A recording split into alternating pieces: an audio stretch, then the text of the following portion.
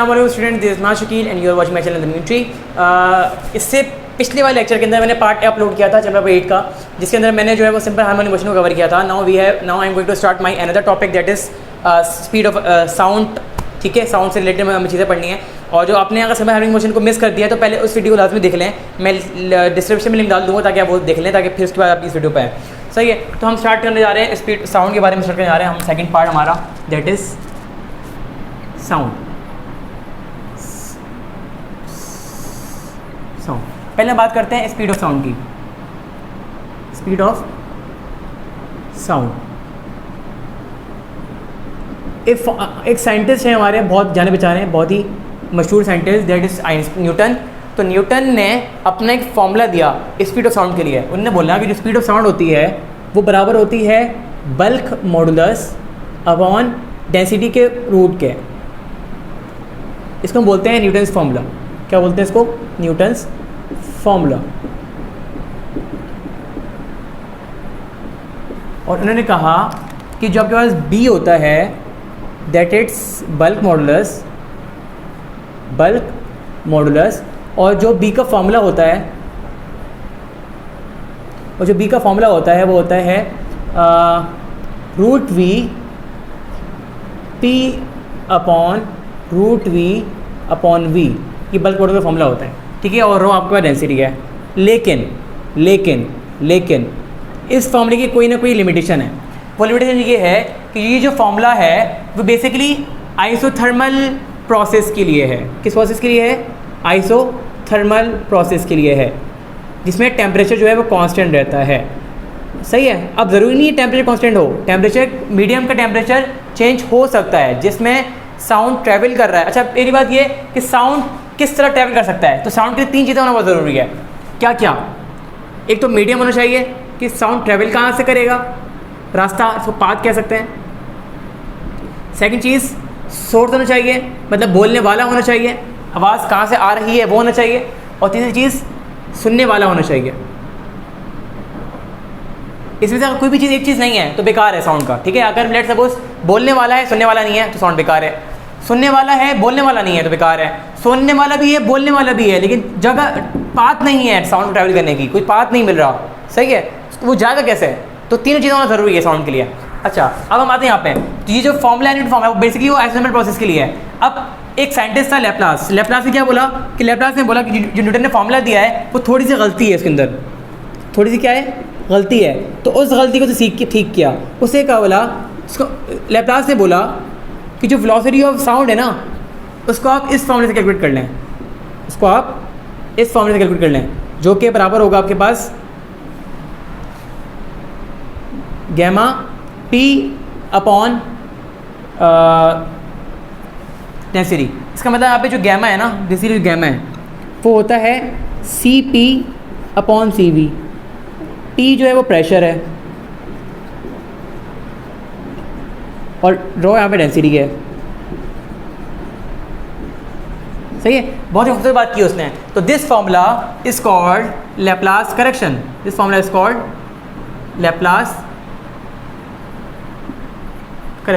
ठीक है। अच्छा, इस फॉर्मूले को थोड़ा मॉडिफाई करते हैं हम लोग। लैप्लास ने फॉर्मूला दिया था V इज इक्वल टू अच्छा, ठीक है। जो फॉर्मूला होता है वो क्या होता है? सही है। इस फॉर्मूले के में क्या किया, मैंने थोड़ा सा मॉडिफिकेशन की है। मॉडिफिकेशन इस तरह की है कि मैंने यहाँ पे P का फॉर्मूला खोल दिया। P यहाँ से PV is equal to NRT से मैंने यहाँ पे फॉर्मूला लगाया, और रो मैंने लगाया यहाँ पे M upon V।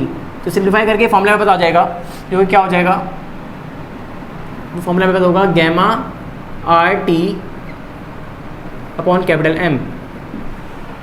Gamma RT upon capital M। इससे पता चला कि जो वेलोसिटी है वो टेम्परेचर पे डिपेंड कर रहा है। क्या उसने क्या कहा था स्पीड साउंड के अंदर?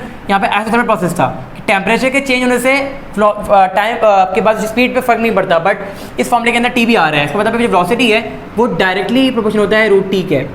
सही है। जैसे लेट सपोज मेरे पास क्वेश्चन अगर आता है कि कैलकुलेट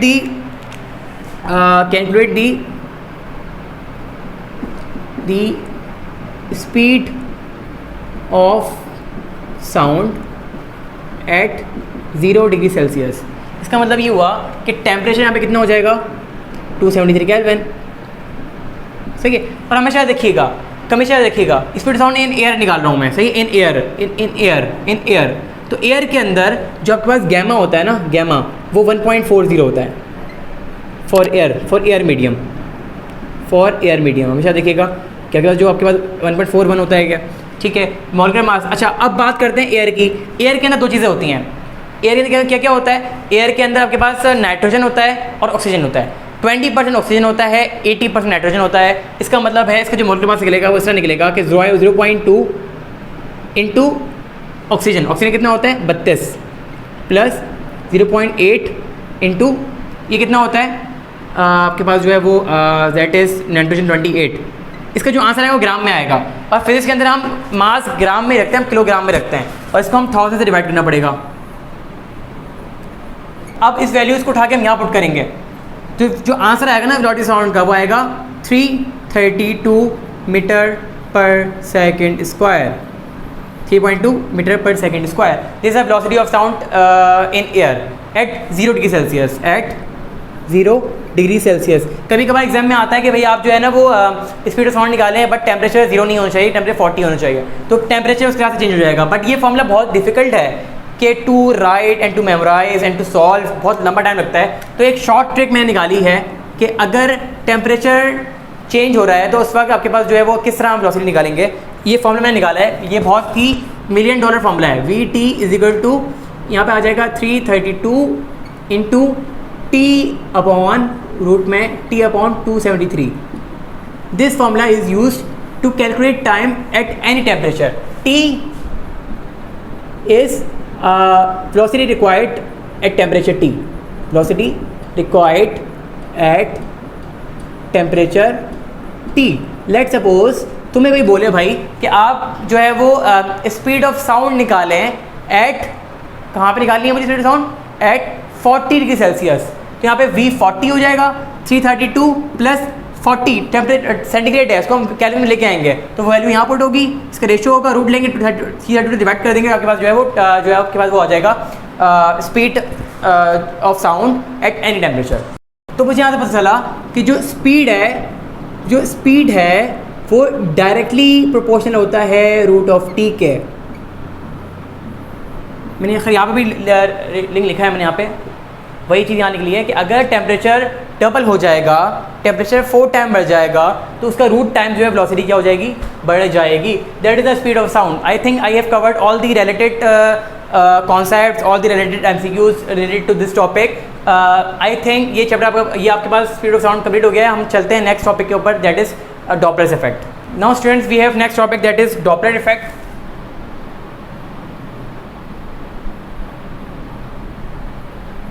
डॉपलर्स इफेक्ट, इसके आपके पास 3 केसेस हैं तो एक एक करके हम डिस्कस करते हैं। पहला केस इसमें यह है कि source is moving and listener is at rest, इसका मतलब ये होगा कि सोर्स मूव कर रहा है और लिसनर रेस्ट के अंदर है। तो कुछ इस तरह सिनेरियो उसमें होगा, ये आपके पास लिसनर है, ये आपके पास सोर्स है, सोर्स वेव इमिट कर रहा है, जो साउंड की स्पीड है वो v है, और जो सोर्स जो इसी स्पीड से मूव कर रहा है वो vs स्पीड से कर रहा है। चूँकि ये रेस्ट के अंदर है तो हम 2 केसेस के अंदर होता है। पहला केस मैं बात करूँगा टूवर्ड लिसनर, कि जो आपके पास सोर्स है वो लिसनर की तरफ मूव हो रहा है, टूवर्ड लिसनर, मतलब इस तरफ मूव हो रहा है, इस तरह मूव हो रहा है। जब भी सोर्स लिसनर की तरफ मूव होगा, जो वेवलेंथ हो जाएगी इसकी वो क्या हो जाएगी? डिक्रीज हो जाएगी। वेवलेंथ क्या हो जाएगी? डिक्रीज हो जाएगी मेरा बेटा। क्या बोला मैंने? जब भी सोर्स लिसनर की तरफ मूव होगा उस वक्त वेवलेंथ क्या हो जाएगी? डिक्रीज हो जाएगी मेरा बेटा। और हमें पता है कि फ्रीक्वेंसी का और वेवलेंथ का जो लिंक होता है वो इन्वर्सली लिंक होता है। इसका मतलब है अगर वेवलेंथ डिक्रीज हो गई है मेरा बेटा तो फ्रीक्वेंसी क्या हो जाएगी? इंक्रीज हो जाएगी। इसका मतलब ये हुआ कि अगर कोई बंदा सामने से भागते हुए आ रहा है मेरी तरफ और कुछ बोल रहा है तो जैसे जैसे वो करीब आएगा वैसे वैसे उसकी वेवलेंथ कम होती जाएगी और वैसे वैसे फ्रीक्वेंसी बढ़ती जाएगी और मुझे आवाज़ बहुत तेज सुनाई देगी। That is a that is the effect of Doppler effect. इसका मतलब है जो आपके पास फ्रीक्वेंसी हो जाएगी जो आप सुन रहे हो वो किस क्या बराबर होगी, ये हो जाएगी v upon v minus V S into frequency. तो ये फॉर्मूला बनता है किसका, जब आपके पास सोर्स मूव हो रहा हो टूवर्ड लिसनर, ठीक है, तो एफ डैश क्या हो जाएगा, इंक्रीज हो जाएगा एफ से, सही है। सेकंड बात करते हैं टूवर्ड सोर्स, अवे वाला सीन है, ठीक है। अब क्या हो रहा है, अब वो जो सोर्स है वो अवे जा रहा है। जब भी सोर्स अवे जाएगा तो मेरा बेटा याद रखिएगा, सोर्स अवे जाएगा तो वेवलेंथ क्या हो जाएगी, डिक्रीज हो जाएगी मेरा बेटा। वेवलेंथ क्या हो जाएगा, डिक्रीज हो जाएगा मेरा बेटा। जब वेवलेंथ डिक्रीज होगा तो फ्रीक्वेंसी क्या हो जाएगा, इंक्रीज हो जाएगी। सॉरी, वेवलेंथ इंक्रीज हो जाएगी, सॉरी वेवलेंथ क्या हो जाएगी, इंक्रीज हो जाएगी। अच्छा, जब भी सोर्स अवे जाएगा मेरा बेटा उस वक्त जो वेवलेंथ होगा वो इंक्रीज हो जाएगा। जब वेवलेंथ इंक्रीज होगा, चूंकि फ्रीक्वेंसी इन्वर्सली प्रोपोर्शनल है तो फ्रीक्वेंसी क्या हो जाएगी, डिक्रीज हो जाएगी। जब भी हमें आवाज़ थोड़ी कम सुनाई देती है, जैसे एक बंदा, मैं यहाँ खड़ा हुआ हूँ, एक बंदा भाग रहा है मुझसे दूर और कुछ बोलते हुए भाग रहा है, तो एट सम पॉइंट जब वो दूर जाता जाएगा उस वक्त मुझे आवाज़ थोड़ी कम सुनाई दिया करेगी। दैट्स मीन कि फ्रीक्वेंसी क्या हो रही है, डिक्रीज हो रही है। और उस वक्त जो फॉर्मूला बनता है फ्रीक्वेंसी का वो क्या बनता है, F is equal to V upon V plus V S into F. Second case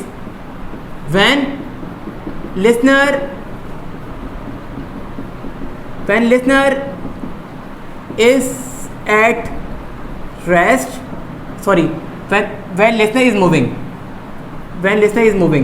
and source is at rest, जब लिसनर मूव हो रहा हो मेरा बेटा और सोर्स क्या हो, रेस्ट के अंदर हो। हमेशा याद रखिएगा कभी भी अगर सोर्स रेस्ट के अंदर होगा तो उस वक्त जो वेवलेंथ होगा वो हमेशा कांस्टेंट रहेगा, वेवलेंथ कम ज़्यादा नहीं होगा। इस केस के अंदर वेवलेंथ कम ज़्यादा नहीं होगा। वेवलेंथ डिपेंड करता है जब सोर्स मूव होता है, जब सोर्स टुवर्ड मूव होगा तो वेवलेंथ कम हो जाएगी, और अगर सोर्स अवे मूव करेगा तो वेवलेंथ क्या हो जाएगी, इंक्रीज हो जाएगी। इसके अंदर दो केसेस हैं, उनकी दो केसेस पढ़ते हैं। पहला केस आपके पास वो टुवर्ड मूव हो रहा है, टुवर्ड लिसनर, टुवर्ड सोर्स, ठीक है। अच्छा जी, जब भी मैं लिसनर हूँ, मैं सोर्स की तरफ मूव हो रहा हूँ, जब मैं सोर्स की तरफ मूव हो रहा हूँ तो जो टोटल स्पीड हो जाती है, जो टोटल वेलोसिटी हो जाती है वो क्या हो जाती है, v प्लस वी एस हो जाती है, v प्लस वी एल हो जाती है। एल इज लिसनर स्पीड, ठीक है। जब भी मैं लिसनर के करीब जाऊँगा तो स्पीड क्या हो जाएगी, इंक्रीज हो जाएगी। स्पीड क्या हो जाएगी, इंक्रीज हो जाएगी। और हमेशा बेटा मेरे याद रखिएगा, वेलोसिटी का और फ्रीक्वेंसी का लिंक आपस में डायरेक्टली प्रोपोर्शनल होता है कि अगर वेलोसिटी इंक्रीज हो गई है तो फ्रीक्वेंसी भी क्या हो जाएगी, इंक्रीज हो जाएगी। वेलोसिटी भी क्या हो जाएगी, इंक्रीज हो जाएगी। तो क्या बोला मैंने, जब भी इस केस की बात करूंगा, सोर्स मूव हो रहा होगा, टुवर्ड मूव होगा तो वेवलेंथ डिक्रीज होगी, अवे मूव होगा वेवलेंथ इंक्रीज हो जाएगी। अगर मैं बात करूँ लिसनर मूव कर रहा है, अगर लिसनर टुवर्ड मूव कर रहा है तो टोटल वेलोसिटी इंक्रीज हो जाएगी, और अवे मूव कर रहा है तो टोटल वेलोसिटी क्या हो जाएगी, डिक्रीज हो जाएगी। तो इसका फॉर्मूला क्या बनेगा, इसका फॉर्मूला बनेगा F dash is equal to V plus V L upon V into F. यहाँ पे फ्रीक्वेंसी जो है वो बढ़ गई है इस फ्रीक्वेंसी के, ठीक है। सेकंड आपके पास हो जाएगा toward listener.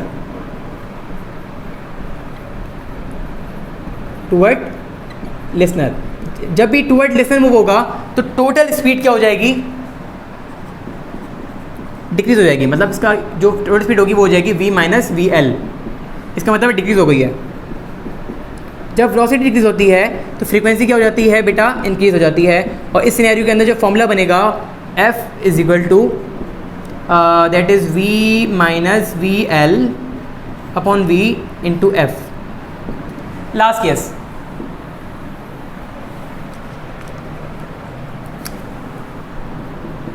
when both are moving,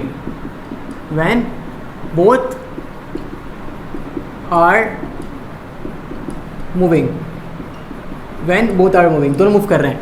अब इसके दो केस बनते हैं, टुवर्ड ईच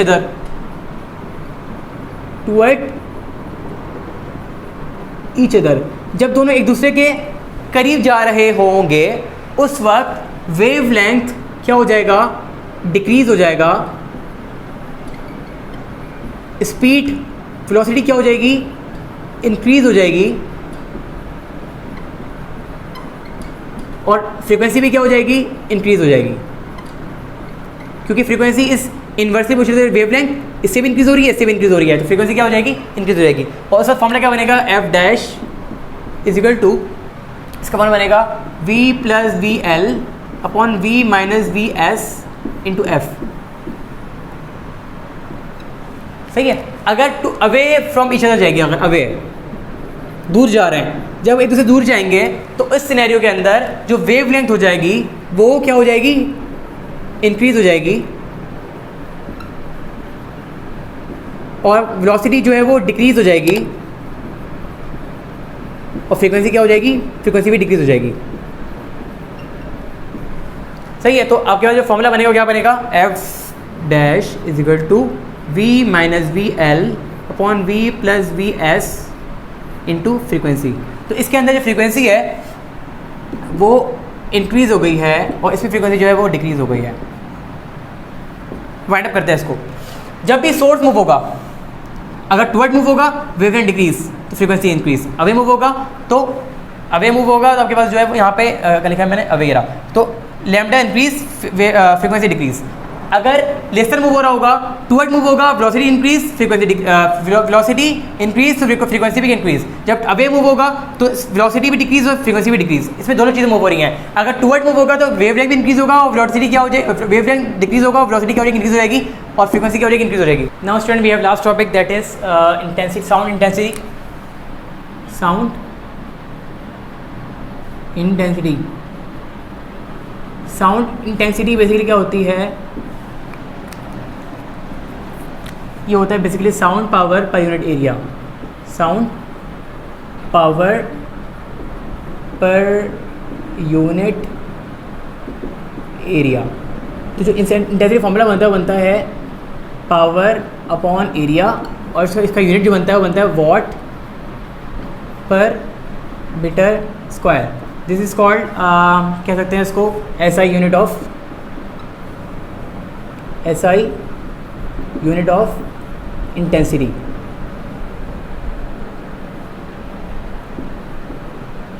अच्छा, अब सवाल पैदा होता है कि हम इंटेंसिटी लेवल को कैलकुलेट कैसे करें। ठीक है, तो जो स्केल हम यूज़ करते हैं इंटेंसिटी लेवल को कैलकुलेट करने के लिए, उस स्केल को बोलते हैं डेसिबल स्केल। ठीक है, मेरा लिख रहा हूँ to calculate the intensity level, to calculate the intensity level, intensity level we use decibel scale, we use decibel scale। इसका मतलब ये हुआ कि जो जिस I in dB is equal to 10 into log 10 I not upon I। सही है, ये फॉर्मूला होता है, this is called decibel scale. जो इसका आंसर आएगा वो डेसिबल के अंदर आंसर आएगा, हमेशा देखिएगा। इसका किसमें आएगा, डीबी में नाम आएगा, डीबी में आंसर आएगा। और जो आई नॉट बेसिकली होता है ना, आई नॉट वो बराबर होता है 10⁻⁻12 वॉट पर मीटर स्क्वायर के। इसको हम बोलते हैं रेफरेंस इंटेंसिटी, इसको बोलते हैं रेफरेंस इंटेंसिटी, मतलब वो इंटेंसिटी जो ह्यूमन एयर आराम से सुन सकता है, ह्यूमन एयर आराम से सुनता है, दैट इसको रेफरेंस इंटेंसिटी। तो क्या करना है, लेट सपोज आई है मेरे पास एक इंटेंसिटी है, लेट सपोज मेरे पास इंटेंसिटी जो है वो 10⁻⁸ की इंटेंसिटी है। अब मैं चाह रहा हूँ कि उस इंटेंसिटी का लेवल कितना है, तो इस फॉर्मूले से मैं इसका लेवल कैलकुलेट कर सकता हूँ। तो जो इसका आंसर आएगा वो डीबी के अंदर आंसर आएगा। और हमेशा देखिएगा जो 1 बैल होता है, जो 1 बैल होता है बराबर होता है 10 डेसीबेल के। ठीक है, कभी भी हमें ऐसा है कि what is the unit of intensity level, not intensity. अगर इंटेंसिटी का यूनिट मांगा है तो वॉट पर मीटर स्क्वायर होगा, अगर इंटेंसिटी लेवल का यूनिट मांगा है तो इट वुड बी डेसीबल। सही है। अच्छा, एक और चीज़, जो जो आपकी ह्यूमन एयर